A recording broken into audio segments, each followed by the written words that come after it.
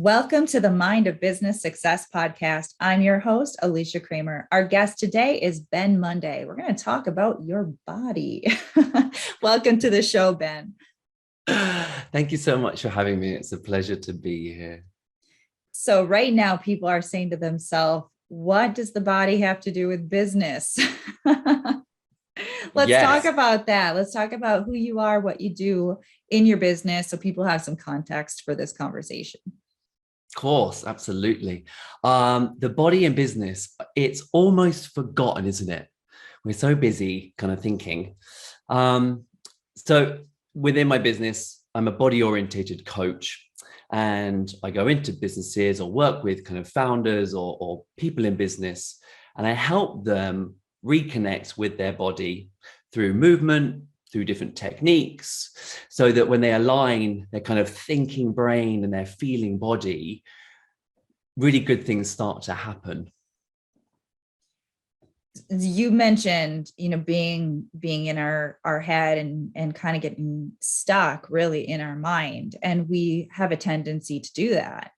So when we are trying to figure something out, when we are really hyper focused on certain tasks, we do have a tendency to disconnect in some respects from our body. I will be the first to admit that I have a tendency to forget to eat. There is this drive that business owners tend to acclimate to, I guess you could say. And sometimes we forget how important it is to have that proper alignment, that mind-body connection, that it's actually a good thing to be in balance, that it can help us to be more productive, more creative. So let's talk a little bit about that. What are you seeing in the work that you're doing with people, and how can we start to pull ourselves out of being overly in our mind and in that more empowered state? Yeah, lovely. There's lots in that. It is important for us to connect with our bodies. What I see is that in the Western world, we've become really focused on the mind. Think faster, think harder, think better. We've championed the mind, the rationale, and we've actually started to forget about the feeling part. And as you say, business owners, I've seen many and I've worked with many that really start to let what they think is needing to be done, pushing forward, getting emails out, making business, creating, that they stop thinking about how they're keeping themselves, their physical body, their physical mind in good shape, and therefore supporting all of the busyness that they are experiencing every day. And so people forget to eat properly, they forget to drink, they forget to exercise, this thing that we've evolved to do, to move and to interact and be with people. And we're spending a lot of time behind our computers, maybe in offices, not getting to the gym in time, not playing those team sports, not maybe even having time to play with our children. And these very basic things, these kind of physiological things, there's this wonderful book called The SHED Method, and it stands for sleep, hydration, exercise, diet. And there's these very simple physiology things that we can do to protect our energy, so that when we go into the busy world, we can give our mind the support and the foundation that it needs. And I've even forgotten to say about the sleep, right? Because how many people do we know that just aren't sleeping properly, or they have problems getting their 6 or 7 or 8 hours? And I think we also really appreciate the rise of burnout, and also the discussion around mental health as well. And for me, when I speak with my clients, I talk to them around and mental health is obviously a very big topic, but our mental health can be supported by our emotional health, which can be supported by our physical health. And so making sure that we're kind of getting out and moving and interacting and doing things can help us when we're spending a lot of time, as I said, inside working on the computer and just kind of cognitively working all the time. And our body is a whole system. And so it needs a bit of everything. It needs a bit of working and thinking and strategizing, and it needs movement and love and a hug and interaction and novelty, all of these things. And so it's really important to, my favorite hashtag, come back to the body each time to support the rest of our kind of mental day. Well, as business owners, we understand that there are multiple different components to business success. You can't simply just market without having the structure behind the marketing to support the marketing, right? To fulfill on that. You can't just do anything, right? You've got to have all of these components in order, working synergistically in order for that to function properly. And yet a lot of people are not looking at their health in that sort of holistic way. And what we're talking about here is now just starting to appreciate that when your body is not healthy, when it's not being nourished, when you're not taking care of it properly, it cannot support you. And when I'm working with my clients on their mindset, it's not uncommon for it to come up on occasion that, you know, they're moody, or they're having a hard time staying positive when they're not feeling well. And I always explain, your body is going to influence and affect your emotional state. If you're hungry, you're going to be grumpy. If you're tired, right, you're not going to be as efficient and as effective. So there isn't ever just these completely separate aspects of ourselves. It is really very holistic, and we have to appreciate and understand all components, right? So just as important as it is to be feeding your mind with empowering stuff, it's important to be feeding your body with empowering stuff also. Yeah, absolutely. And thanks for saying that, because for me, there's even 3 areas that, you know, body oriented coaching is, I like to bring in all 3. You know, I'm not saying that the mind is bad and the body is good, or vice versa. We have a mind, our mental health, we have an emotional health, and we have a physical health. And when people go into business, we can be stuck maybe in these kind of patterns that we have limiting beliefs, or we're not getting the results that we want, or we're not getting the kind of outcomes that we want, or maybe there's some stories from before. And with the work that I do and with my clients, it's not just the physiology part. It's not kind of, okay, well, eat better, sleep better, go do some exercise and everything's going to be wonderful. No, not at all. The mindset, of course, is really important. The mind has the ability to be aware, and that's what the mind is magic about. It can be aware of what's going on in our body and what needs to be considered when we listen to it. What in our mind feels right and what feels not right, or doesn't feel kind of authentic for us. And then in our emotions, how do we then understand our emotions? Because that's kind of the connection that we have. When we start to, you know, we were saying just before we started today, right? But when we're kind of not aligned with the things that we want or the way that we feel, there's this kind of disconnect and discord and discomfort and dis-ease. And so when we can look at all of those parts, I also like to look with my clients when it comes to their mindset, when they say they can't do something, what are those stories? And then we can do something, what we call in body oriented coaching is focusing so we go into the body, because all the stories and the narratives that we've got come from our past. and they get stored in our body. And when we go back and we work with them and we sit, we might, we'll close our eyes and we'll create a statement that we hope will invoke a feeling, a felt sense in the body, and then we'll work in a guided process to release that. We can then start to unpack those stories and release them. And then that totally helps our mindset. Because when our mindset says, oh, I really want to run this big company, but I just can't do this. Or, oh, I really want to give this presentation at a TED Talk, for example, but I can't talk. And, I'd be terrible if I stand up in front of 20,000 or 2,000 people or 20,000 people. I think the big ones are 20,000.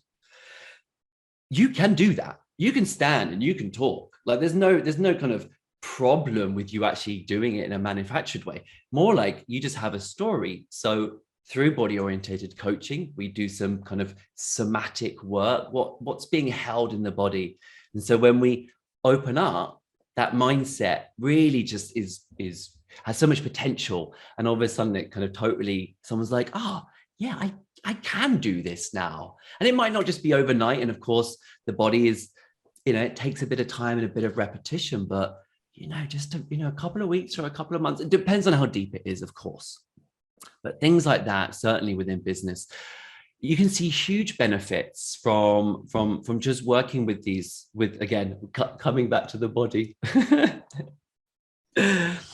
Yeah. So I want to talk a little bit more about how you mentioned our stories, and what we're talking about here is our beliefs, these decisions that we've formed about ourselves, what are oftentimes referred to as limiting beliefs, our expectations, our self-image, old experiences, past traumas, old emotional hurts that we're still holding on to are not so much in the brain. They're in the mind. And the mind is not just in the brain. The mind is our entire body and being. It transcends just the brain. And a lot of people don't realize that when you have a really challenging old belief, something about your self-image is destructive, it's hurting you, it's holding you back, there is literally density in the physical body. There is energy, like a blockage in the body. And a lot of people are really approaching it, if they go to a psychologist or a therapist, they're really just working on that surface level, the mind stuff. They're not doing that deeper work in most cases with the body. So I'd love to talk about that from your perspective. That's not a conversation that we've had a lot on the podcast. And this is an area where I work with my clients also in a different capacity that you do. But I think it's a really valuable conversation to have for people who maybe this is new information, because this is not taught no matter where you are in the world. This is just not conventional wisdom. It's almost like, people start to draw this type of understanding in when they're finally ready to embark on some deeper level healing. Yeah, I'd love to pick on that word wisdom. And I would also love, when I finish, to hear how you would share and how you would work with your clients. And a quote that I heard the other day, which I loved a lot, which was from Nietzsche. He said, the body holds more wisdom than our deepest philosophies. And the body has been with us through our whole life. It knows all of our stories and it knows all of our secrets. I like to think of it as our best friend that's really patient with us, that we go out and take out, and we kind of abuse it sometimes. Only when we abuse it too much do we go, oh, that was too much, or like I drank too much, or I hurt myself playing football, or what you were saying about that density being held in the body is that through those stories, or let's just say their experiences from our past, that at some point when our body and our nervous system experience that, maybe from a young age, maybe a bit older from our past, the nervous system remembered. And if we're not able to process it, that trapped energy gets stored in our body. Now, animals in the wild, when they kind of go into this kind of fight or flight mode, after the threat has gone, they'll go off somewhere safe and they'll shake it out. They'll allow their bodies to expel this excess energy and get rid of it. We don't as humans. You know, we have these experiences and barely do we're not allowed to go hit things. We're not allowed to scream. And we generally see therapy as something that really only is needed when you're completely, you know, in a really difficult place, or maybe a really, really traumatic experience. But every day we are feeling and experiencing very small stresses. You know, we live in a world where we see a lot of strangers who we don't know who they are. We go do a lot of things. We put ourselves in positions where we kind of overrun our body. Our body is taking a lot. And as I said, it's our patient friend. And so being able to take that and work with that density to give space for it. And that's one of the first things that we do in sessions, is that we slow down, because we all understand that we're running at 1,000,000 miles an hour with 1,000,000 things to do. And if 24 hours in the day is just not long enough. That when we slow down and we just take a little bit of time, and we'll go back to that memory or that experience, and we listen to it and we allow it to be heard, we can allow it to go, to let go, to release, and allow, as the Eastern philosophy says, the chi, the energy inside us to go again, to move through us. And disease, inflammation, irritable bowel syndrome, migraines, headaches, tension in the neck, tension in the back of the spine, it's real. We feel that, and that comes from a buildup of these experiences. So I'll kind of round up here. I just want to say that bit around, I would love the idea that therapy isn't seen as something that is only for people that have experienced really terrible traumatic experiences, but we are able to popularize therapy as spaces where people can talk, because we don't have that so much anymore. Talk through these processes, let it out, let go of it, and then be able to move on. Because if we're just holding all this baggage, well, it's at some point we're going to be like a camel, and there's going to be a stick that comes along and it's going to break our back and burn out and break down and all those things. So for me, it's allowing up my clients time to reconnect with their body, to open up, to allow those to move forward. And I wondered if you might share yours, if you thought so. Well, I will try to keep it brief, but I also understand that we have to, in many cases, pull ourselves out of the mind. We get stuck on the mental wheel. And the things that we're telling ourselves are habituated. The same story over and over and over again, the same destructive self-talk over and over and over again. And we can't properly process it, release it from that headspace. We're in the wrong environment, so to speak, to be able to properly heal and release that. So we have to bring ourselves into the body. And in many cases, I will have my clients drop their head down. We want to disengage from the mind, close the eyes so that you're bringing yourself present into your body. And we come into the heart space so we can expand our energy out, because we cannot release from a contracted state. So when we remove that obstacle, that barricade, that being stuck in the headspace, we bring ourselves down into the body. Now we can actually be in a proper state for releasing and letting go of that energy. And I love to use releasing processes with my clients because they're so simple that virtually anyone can do them. And it's natural. It's something we're naturally doing all the time.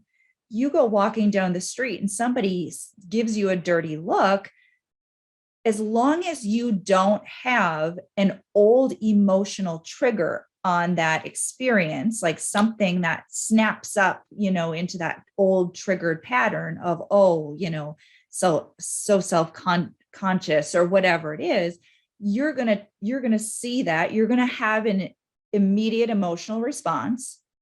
It's not going to be pleasant particularly, but you're going to release it and let it go. And you're going to continue on your way. But now when you have an old unhealed emotional wound and someone gives you that dirty look, now you get trapped into that cycle again.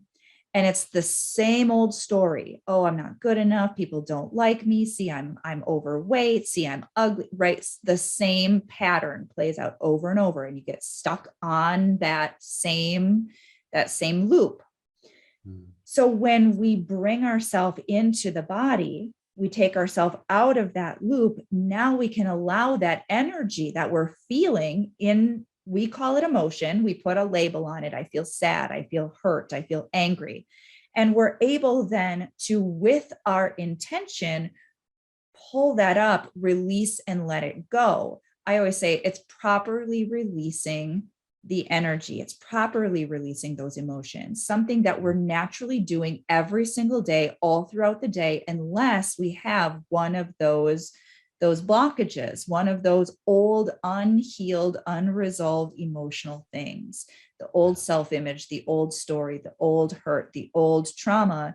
And usually if we can allow ourselves to do that, we are able to dislodge that energy. It will start to flow up. It'll start to pass through. And when we can take the negative emotional charge off of that story, off of that memory, off of that experience, we set ourselves free from it. Yeah, absolutely. And I'd love just to build on that very quickly in the sense of that emotion. And for me, what I like to share is emotion is based on sensation. Sensation is the basis of all of our emotions. When we feel something funny in our stomach and it's a good experience, we call it excitement. We're about to go on a roller coaster, or about to see the person that we love. Or we have a weird feeling in our stomach and it's something bad, and we name it anxiety. So whether it's like a hotness or a coolness, a dropping, a vibration, or a tingling or a tenseness, before we create the emotion, it's a sensation that's in the body. And by learning what those sensations are, we can decide, okay, before I label this as good or bad, or add an emotion to it, which has its own cognitive kind of weight to it, just being with that sensation. Oh, I feel hot. Okay, cool. Then let that hotness be there. Oh, I feel tense. Okay, just be with the tenseness and you'll probably relax. So that sensation in the body, if we can kind of just tap into that first, it can be really empowering for people, whether it's in the office with somebody that they don't like, maybe it's a promotion conversation, whether it's giving a difficult feedback. It's like, oh, I'm nervous. You're jittery, that's fine. You've got this excess energy, put your feet on the ground, just allow that to be there, breathe, go through that sensation. And all of a sudden, it just opens up everything else. And of course, when we open up that part, it opens up our mind. And then all of a sudden we have this kind of alignment between our body being kind of more grounded and our head being more open. And then all of a sudden we're in a much more resourced place to offer our reports or team or bosses or colleagues what they need. We can be far more in a more resourced place for whatever is needing to happen. And that is, for me, I believe, the building blocks of success is to be successful in each different relationship and situation and and to build those nice outcomes. We could probably go off on a gigantic tangent on these things. And because we don't have time, Yeah. I want to make sure that I'm able to get in my question to you as the business owner. So are you willing to share with us a mindset obstacle that you personally had to overcome in order to get to where you are today? Sure, of course. I grew up with my parents divorced when I was very young, and I had 3 older brothers and 2 older stepbrothers. So from a very young age, I had basically 5 older brothers, and my dad was a bit kind of old school, and so I grew up in a very male household. We were not really, feelings were not really allowed. No crying, no pain, just get on with it, buckle up, just put your head down and keep going.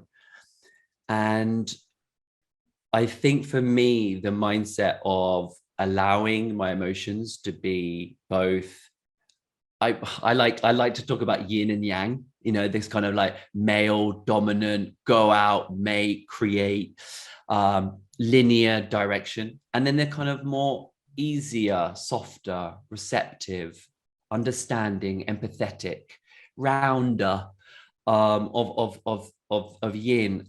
And so knowing that for my authenticity and my success in my life, that I had to shift from being a yang man to being a man that is both male and female, masculine and feminine, and to honor both of those. So when I need to be strong and get stuff done and bust and grind some gears, I've got that. But also when I need to listen and I need to be softer and I need to be sensitive and I need to cry, which happens, that mindset really helped. And just being able and being okay, because that's what life is about. It's about having all of the emotions and embracing those. Awesome. Thank you so much for sharing that. Okay, Ben, how can our listeners connect with you? Great. Yes, of course. The best way is through my website. It's Ben, J is my middle name, which is James Munday. So it's Ben J Munday. And Monday is spelled Munday. I'm sure it will be in the show notes. I know that you're very good with your guests. On there's all the information about my work and how I work. I would also love it if people there's a pop-up on the first page where they could join my newsletter. And from there, there'll be a guide. I call it the body-oriented coaching guide. And it explains about why coming back to the body is so powerful, how it can be used, why in a busy world, in a busy workplace is it helpful, and also within there's some exercises that you can link to, and there's a QR code you can use on your mobile on the go. And I'd love it if people would sign up to that and get in contact and share that and connect with themselves. Remember that their body is beautiful, it's evolved over millennia, and don't forget it, because it's a huge resource when we begin to work with it and love it. So thank you very much. This has been fantastic. Thank you so much, Ben. Thank you very much. It's been really great. I've really appreciated your time and being here with you. And of course, I've got to thank all of our listeners. If you haven't already subscribed, please make sure you do so. And until next time, we will see you in the next episode.